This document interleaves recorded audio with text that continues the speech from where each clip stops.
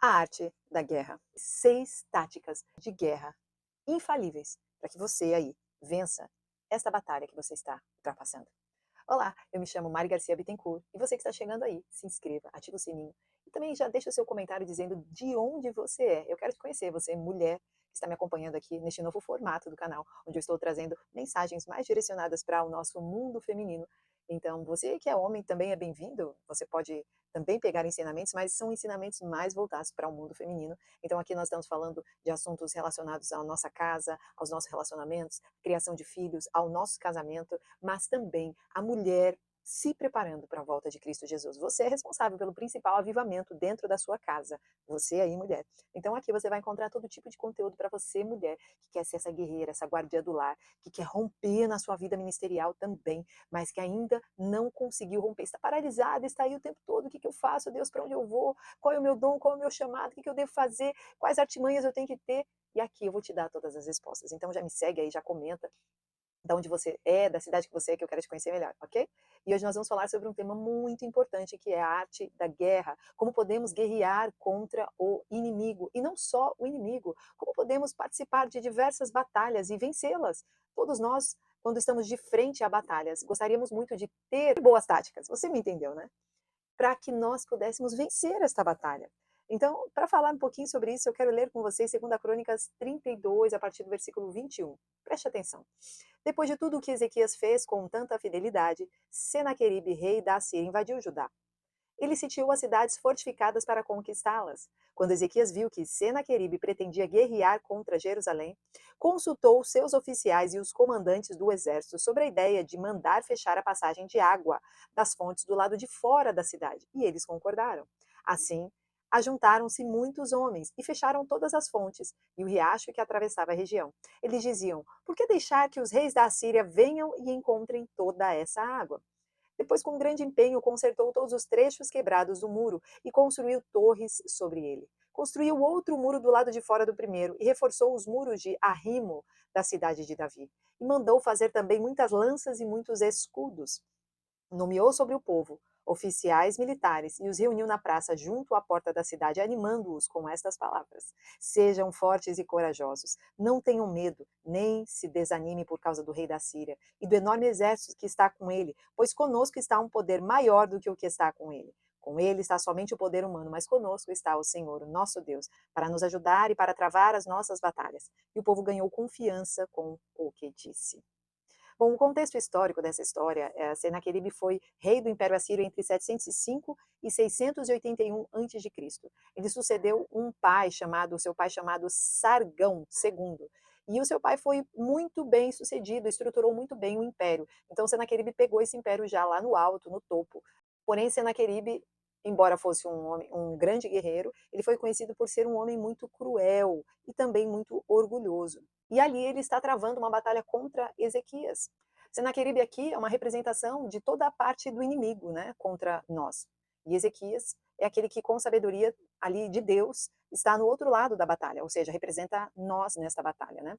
Então, as táticas de guerra que Ezequias empreendeu contra Senaqueribe podem nos ensinar muito sobre táticas de guerra contra o inimigo, né? A primeira delas, que começa lá no primeiro versículo, que diz assim: quando Ezequias viu, quando ele viu que Senaqueribe se posicionava contra Israel para guerrear. Então aqui vai a primeira tática: esteja vigilante e atenta. Sim, o inimigo sempre nos dá pistas sobre qual vai ser o próximo passo dele, porque ele não é tão inteligente assim como nós pensamos. Ele não é criativo, ele tem sempre as mesmas artimanhas, os mesmos passos, ele vai nos seus gatilhos, já sabe o que te incomoda, sabe? Já sabe no que você é bom e naquilo que você não é tão bom assim. Então ele já vai direto ali, ó, é sempre naquela seta ali. E você, se estiver atenta e vigilante, você já sabe que ele está se posicionando para guerrear contra você, ok? Ele anda ao redor tentando nos derrubar, como diz lá em 1 Pedro 5, versículo 9. Estejam alertas e vigiem. O inimigo de vocês anda ao redor como um leão, rugindo e procurando a quem possa devorar. Resistam-lhe permanecendo firmes na fé, sabendo que os irmãos que vocês têm em todo o mundo estão passando pelos mesmos sofrimentos. Então aqui, o primeiro lugar que nós temos que estar muito atentos é quanto às artimanhas de Satanás para nos derrubarmos. Em segundo, quanto às distrações do mundo. Nós somos do mundo, mas Nós não participamos de tudo do mundo, embora estejamos aqui no meio, aqui nós temos que ser sal e luz. Nós não temos que ser igual ao que o mundo mostra, e muito menos a igreja. Se você faz parte da igreja, se você é liderança de igreja, a sua igreja ela tem que ser diferente do mundo. Não podemos ser iguais ao mundo, não tem como agradar o mundo em todas as coisas. Aliás, se você não está chamando atenção e desagradando o mundo em alguma situação, em alguma área, comece a se perguntar se você está se parecendo muito com o mundo ao ponto de você não incomodar o mundo, porque a gente tem que incomodar o mundo com a palavra de Deus, com aquilo que Deus ensina. E nem sempre o que Deus ensina é tão prazeroso para o mundo, né? Na maioria das vezes não é. Efésios 5,14 diz: Por isso é que foi dito: Desperta, ó tu que dormes, levanta-te dentre os mortos, e Cristo resplandecerá sobre ti. Ou seja, está dormindo, está apagado, está aí, ó, mas será que Deus vai fazer? Será que vai? Desperta agora, em nome de Jesus, eu declaro sobre a sua vida, sobre a sua casa. Desperta, tu que dormes. Levanta-te dentre os mortos e Cristo resplandecerá sobre ti. Efésios 5,14. Declara aí sobre a sua casa, você está com espírito de morte, de depressão, caído. Você também deve estar atento com relação aos sinais dos tempos, o que está acontecendo no mundo. Você está tão alienado que você não consegue enxergar que o mundo está girando, os sinais estão acontecendo, as dores de parto estão aumentando. E nós estamos no meio desse rebuliço, desse contexto. Guerras, rumores de guerras. É preciso ficar o tempo inteiro só focado nisso? Não, você tem que cuidar das suas coisas também. Ainda dá tempo de fazer tudo o que o Senhor colocar no seu coração. Sim, você deve fazer sua faculdade. Sim, você deve ter os seus filhos, cuidar da sua casa, empreender nos seus negócios. Você deve ter sucesso no que você faz. Sim, você deve. Mas não se esqueça que os sinais dos tempos foram nos alertados pelo próprio Jesus para que nós estivéssemos atentas. Apocalipse 3:3. Lembre-se, portanto, do que você recebeu e ouviu, obedeça e arrependa-se, mas se você não estiver atento, virei como um ladrão e você não saberá a que hora virei contra você. E nós também precisamos estar vigilantes e atentos contra nós mesmas. Sim, você é a sua principal inimiga, os seus pensamentos, você se rejeita, você se autossabota, você que pensa mal de você mesmo, vai fazer algo e está sempre se comparando, vive na rede social se comparando com outras pessoas, porque o que você faz não está tão bom quanto o fulano, ciclano, e aí a gente vive num ciclo sem fim, de que nada tá bom, nada do que a gente faz tá bom, a gente trava e não faz nada, enquanto o Senhor está querendo que você coloque para fora aquilo que Ele colocou na sua essência. E é tão difícil quando a gente está fluindo e está acontecendo, a gente ficar se comparando, não pode se comparar. A maneira como você flui nunca vai ser igual à maneira como outra pessoa flui. As coisas que você é boa nunca vai ser igual às coisas que outra pessoa é boa, ok? Salmo 141:3. Coloca, Senhor, uma guarda à minha boca, vigia a porta dos meus lábios. Não permita que o meu coração se volte para o mal, nem que eu me envolva em práticas perversas. Cuidado com a boca, com a língua, com os malfeitores, que eu nunca participe dos seus banquetes. 1 Pedro 1,13. Portanto, estejam com a mente preparada, prontas, vou falar no feminino, prontas para agir, estejam alertas, ponham toda a esperança na graça que será dada a vocês quando Jesus Cristo for revelado, ou seja, esteja alerta, preparada. Segunda tática de guerra para você vencer essa batalha. Ele diz lá na palavra de Deus que Ezequias consultou os seus oficiais. E eu digo para você hoje aí, consulte apenas fontes confiáveis. É isso mesmo. Nós estamos cercadas de fontes, mas eu quero te perguntar qual fonte você tem pesquisado, qual fonte você tem buscado, pedido conselho, pedido ajuda. Aonde você vai quando você quer uma resposta? Em primeiro lugar, vá até Deus. Coloque o joelho no chão, por mais que você não ouça uma voz audível. Joana, faça assim, assim, assado. Você vai criar uma atmosfera de paz. E no mundo espiritual, a sua resposta já está fluindo, mesmo que você ainda não tenha ouvido, mesmo que você ainda não tenha sentido.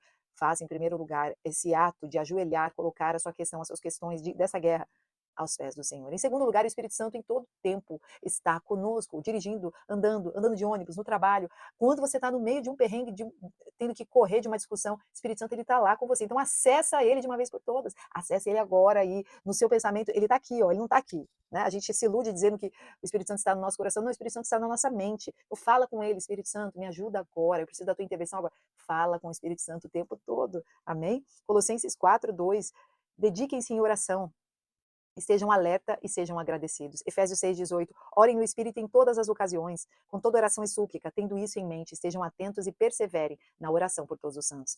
Você também deve buscar conselho com lideranças, pessoas que estejam ao seu redor. Às vezes não são pessoas grandes, são pessoas menores até do que você, aparentemente, ok? Mas tem fruto do Espírito, amor, alegria, paz, paciência, benignidade, bondade, fidelidade, mansidão, domínio próprio. Contra essas coisas não há lei. O fruto do Espírito mostra a verdade da essência daquela pessoa. Ah, mas a pessoa tem que ser perfeita? Não, óbvio que não, mas ela precisa ser correta, ela precisa seguir a palavra do Senhor, você precisa enxergar nela que ela, pelo menos, ela tenta muito fazer isso, entende? Mas que ela tem algum deslize, é uma pessoa que está está buscando santidade, está fugindo do pecado. Ela está ali sedenta por cumprir a palavra de Deus na vida dela. Então você não enxerga ela mais em certas mesas, em certos locais. Por quê? Porque ela está focada em fazer a vontade de Deus, né? Então, essas pessoas são pessoas que você pode pedir conselhos, né? E às vezes você tem uma liderança que você não tem tanto acesso, mas você tem outras pessoas que você tem acesso. E é interessante notar que para cada área da nossa vida, às vezes a gente tem pessoas diferentes para pedir conselhos, porque as pessoas não têm autoridade para falar de todos os temas, né? Mas eu te garanto, uma pessoa que tem uma vida em Deus, ela sempre vai ter um conselho vindo da parte do Senhor para sua vida. E por último, procure pessoas que conhecem você há mais tempo, que são fiéis a você, que te respeitam, que não vão mentir para você a verdade do que você está errando, da onde você errou, do que você precisa fazer. Às vezes um familiar que você nem respeita tanto, mas te conhece desde sempre. Às vezes um conselho familiar, por mais que você tenha que filtrar algumas coisas, ele é importante também para o nosso crescimento. A terceira tática para essa batalha, tapar as fontes de água. Isso é o que Ezequias fez. E eu vou falar o que você tem que fazer. Retire todo acesso indesejável da sua vida. Então, agora eu vou pegar algumas de vocês aí. Ezequias teve uma ideia maravilhosa. Jerusalém é muito alto, então a pessoa ela tinha que subir devagar, subir, e no meio do caminho ela podia beber uma aguinha e dar aquela descansada, ufa, e continuar a caminhada até chegar aonde Ezequias estava, correto? Essas fontes eram um alívio para os caminhantes, os que estavam caminhando, né? Até a Cidade Santa. Mas, em contrapartida, para o inimigo também seria uma boa força para derrotar o próprio povo de Deus. Então, muitas vezes você vai precisar fechar o acesso das suas fontes, fechar os acessos. Enquanto que para alguns você pode dar o acesso e você vai acabar com a sede daquela pessoa, ok? Você vai trazer descanso para aquela pessoa. Para outros, se você não fechar o acesso, aquela pessoa, ao invés de matar a sede através do seu acesso, da sua fonte, aquela pessoa, ela vai destruir você. Aprenda quem pode acessar os seus limites, as suas fronteiras. Aprenda para quem você vai trazer água, para quem você vai trazer refúgio, para quem você vai estender a mão também. Aprenda quais são as situações que você deve abrir a sua vida, que mesas, que locais que você pode abrir. Né? Pergunte primeiro para Deus. Não queira ajudar todos que apareçam no seu caminho. Eu te garanto, o Senhor não quer que você ajude todo mundo. O Senhor quer que você ajude pessoas, mas você precisa entender de Deus quem são as pessoas, quem são as situações. Será que você está preparada para ajudar certas situações e ali, ao invés de ajudar, você não vai se derrubar, você não vai cair ali naquela situação? Por isso Ezequias resolveu tapar todas as fontes e junto com o povo eles fizeram isso. O inimigo não ia usufruir daquela água, né? E não teria forças para subir em Jerusalém. Então, se você tapar as fontes de refúgio, né? Se você tapar essas fontes na sua vida, as pessoas elas não vão se aproximar num nível de destruir você. O que tem alimentado o inimigo, né, na sua vida? O que você tem dado de alimento para ele frequentemente?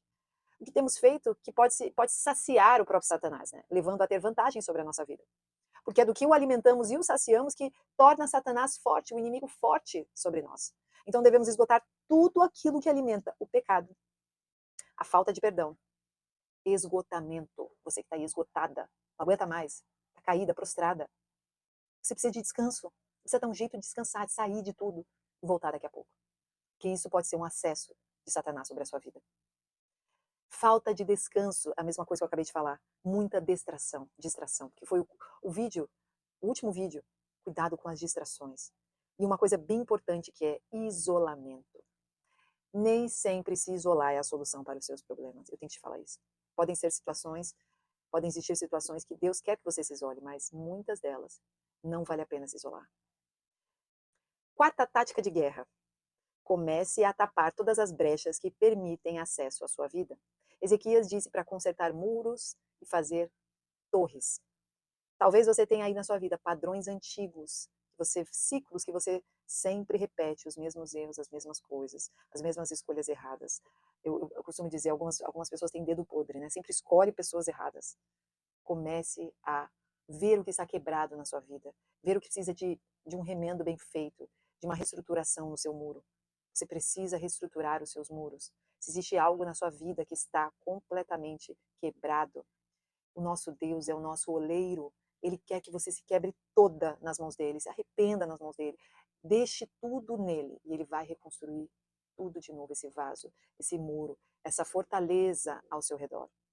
As torres fala de um lugar alto para que você possa enxergar a sua vida de cima. As pessoas que estão ao seu redor, o seu trabalho, tudo que está te sufocando. Às vezes você já tentou até tirar a própria vida. E Deus está dizendo, construa torres. torres seguras, torres onde você consiga lá de cima enxergar como é pequeno esse problema que você está passando. Eu sinto no meu coração, no meu espírito, falando diretamente para alguém. Eu não sei, mas o Deus manda te dizer, isso que você está passando é muito pequeno perto do que eu tenho para você. Por isso vá para um lugar alto, olhe para baixo. Esse lugar alto está em Deus, na palavra dele, na eternidade. Essa vida é passageira, nós vamos viver pouco tempo aqui. Nós estamos colocando tesouros nos céus para viver com Cristo por toda a eternidade. Que coisa mais linda! Por isso não paralise por conta dos seus problemas, dessas batalhas que o inimigo coloca aí só para te derrubar. Provérbios 17:14. Começar uma discussão é como abrir uma brecha num dique. Por isso resolva a questão antes que surja a contenda. Provérbios 18:10. O nome do Senhor é uma torre forte. Os justos correm para ela e estão seguros. Vamos estar sempre no Senhor. Ele é a nossa torre forte. Fuja de discussões, fuja de problemas. Você olha, vê que vai dar problema, foge, dá um passo atrás. Em quinto lugar, ele mandou, Ezequias mandou eles fazerem lanças e escudos. Mandou fazer. Ou seja, aqui vem a quinta tática para você. Utilize aquilo que você já tem em mãos para a sua defesa. Sim. Às vezes a gente pensa que precisa ter grandes coisas, precisa estar num nível, uau, muito além, né, para conquistar e tudo mais. Na verdade, precisamos apenas do sangue de Jesus conosco.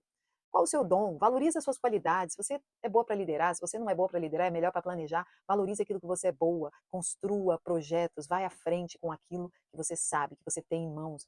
Com os seus cursos, com aquilo que você já entendeu. Às vezes a sua experiência de vida. Às vezes um testemunho seu. Usa isso para suas batalhas. Em nome de Jesus. No mundo espiritual nós temos acesso à armadura de Deus. Como diz lá em Efésios 6:13. Por isso peguem toda a armadura de Deus para que vocês possam resistir ao dia mal. Depois de terem vencido tudo, permaneçam inabaláveis. Portanto, fiquem firmes, cingindo-se com a verdade e vestindo a couraça da justiça. Verdade e justiça. Olha aí a sua armadura. Tenham os pés calçados com a preparação do Evangelho da Paz, segurando sempre o escudo da fé, com o qual poderão apagar todos os dardos inflamados do maligno.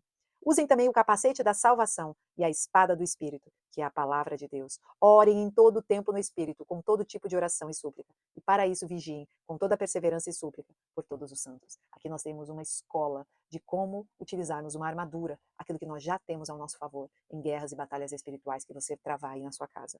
Em sexto e último lugar, anime-se e seja corajoso.